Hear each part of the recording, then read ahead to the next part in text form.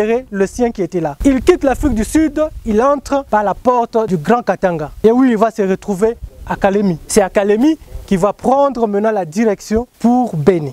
Il a été arrêté par vos services de renseignement. Il est en train d'être exploité et dans les jours à venir, il sera devant la justice pour nous dire exactement pourquoi il est ici et pourquoi il a été arrêté dans le rang des ADF. Et je profite pour vous dire que son passeport est là. Ce ne sont pas des choses inventées, ce sont des choses réelles.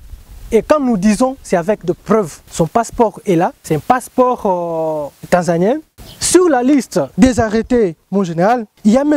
Kiza Idriss, c'est un Burundais. Et là aussi, c'est une preuve que ce mouvement terroriste n'est pas à négliger. Ce n'est pas un mouvement des peuples congolais, c'est un mouvement terroriste. Et à tous ceux qui veulent entendre, c'est un mouvement qui a des ramifications au niveau international et qui a fait allégeance au Daesh. Et ce n'est pas la première fois, ce n'est pas la dernière fois que nous continuerons à le dire. C'est un fidèle musulman, lui aussi, détenteur des armes de guerre, ressortissant du Burundi, recruté par ruse par M. Hassan Omar Moufadiri au mois de juin 2021. Nous avons une dame qu'on appelle Aminata Ali Daïsaba. Elle est là. C'est une maman. Madame est aussi musulmane, comme vous le voyez, arrêtée par les agents secrets à l'hôtel Semoulik avec ses 4 enfants. En attendant les motards des ADF, qui est M.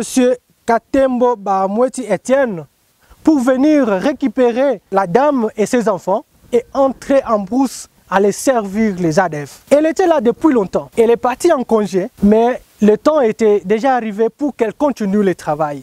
C'est pourquoi, avec ses collaborateurs, motard Etienne, qui a été chargé de récupérer la dame à l'hôtel avec ses 4 enfants pour entrer en brousse. Vous allez comprendre que le mal est tellement profond, mon général. C'est grâce à votre armée, c'est grâce aux services spécialisés, coup de chapeau au service, que nous avons aujourd'hui le bilan très glorieux que nous présentons aujourd'hui à votre population.